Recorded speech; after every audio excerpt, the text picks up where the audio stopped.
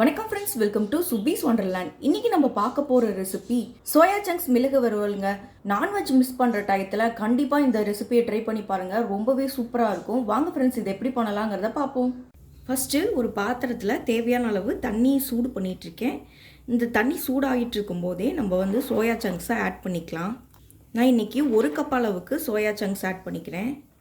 ஒரு 5 நிமிஷம் இந்த தண்ணியிலேயே இந்த சோயா சங்க்ஸ் நல்லா வெந்து வரட்டும். ஒரு 5 நிமிஷம் நல்லா கொதிக்க விட்டு எடுத்தாச்சு. பாருங்கள், நல்லா உப்பி வந்திருக்கு. இப்போ இந்த மீல் மேக்கர் எல்லாத்தையும் ஃபில்ட்ரு பண்ணி தனியாக எடுத்து வச்சுக்குவோம். ஃபில்ட்ரு பண்ணி எடுத்த மீல் மேக்கரெல்லாம் பச்சை தண்ணியில் சேர்த்துருக்கேன். இப்போ நம்ம நல்லா இந்த மீல் மேக்கரை புழிஞ்சு எடுத்துக்குவோம். இந்த அளவுக்கு எல்லா மீல் மேக்கரையும் நம்ம புழிஞ்சு எடுத்துகிட்டு வந்துக்கலாம். இப்போ ஒரு கடாயில் 1 டீஸ்பூன் அளவுக்கு சோம்பு சேர்த்துக்கிறேன்.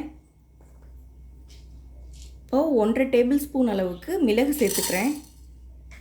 சின்ன வரமிளகாவில் 4 to 5 வரமிளகா ஆட் பண்ணியிருக்கேன். இதை நல்லா ஃப்ரை பண்ணி எடுத்துக்குவோம். இந்த அளவு வர அளவுக்கு நம்ம வறுத்து எடுத்துக்கணும். இப்போ இது எல்லாத்தையும் மிக்சியில் போட்டு பவுட்ரு பண்ணி எடுத்துகிட்டு வந்துக்குவோம். இப்போ அதே கடாயில் 2 டீஸ்பூன் அளவுக்கு எண்ணெய் சேர்த்துக்கிறேன். இதில் 1 டீஸ்பூன் அளவுக்கு சீரகம் சேர்த்துக்கலாம். இதிலே ஒரு கொத்து கருவேப்பிலை ஆட் பண்ணிக்கிறேன். சீரகம் நல்லா பொரிஞ்சதுக்கப்புறமா 2 பெரிய வெங்காயத்தை சின்ன சின்னதாக கட் பண்ணி இதில் சேர்த்துக்கிறேன். வெங்காயம் நல்லா வதங்கட்டும்.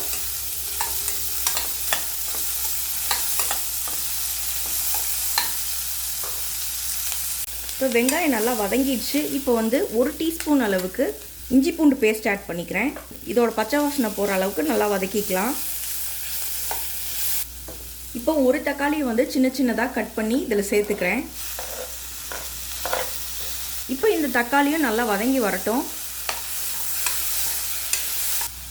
இப்போ தேவையான அளவு உப்பு சேர்த்துக்கலாம். லைட்டாக வதக்கி விட்டுக்குவோம். பாருங்கள், தக்காளியில் ஓரளவுக்கு நல்லா வதங்கிடுச்சு. இப்போ நம்ம இதில் மீல் மேக்கரை சேர்த்துக்கலாம். இப்போ இதையும் சேர்த்து நல்லா கலந்து விட்டுக்கலாம். இப்போ நம்ம அரைச்சி வச்சுருந்த பவுடரை இதில் ஆட் பண்ணிக்குவோம். இது கூடயே ஒரு 1/2 டீஸ்பூன் அளவுக்கு கரம் மசாலா ஆட் பண்ணிக்கிறேன். இப்போ இது எல்லாத்தையும் சேர்த்து நல்லா கலந்து விட்டுக்குவோம். ஃபஸ்ட்டு ட்ரையாக நல்லா கலந்து விட்டுக்குவோம். அதுக்கப்புறமா தண்ணி ஆட் பண்ணிக்கலாம்.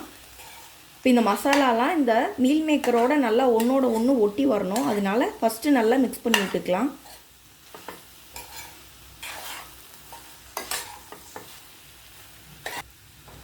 இப்போ இது எல்லாமே நல்லா மிக்ஸ் ஆகி வந்ததுக்கப்புறமா ஒரு 1/2 கப் அளவுக்கு தண்ணி ஆட் பண்ணிக்கிறேன்.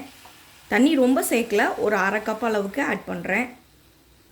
இப்போ நம்ம இதை நல்லா கலந்து விட்டுக்குவோம்.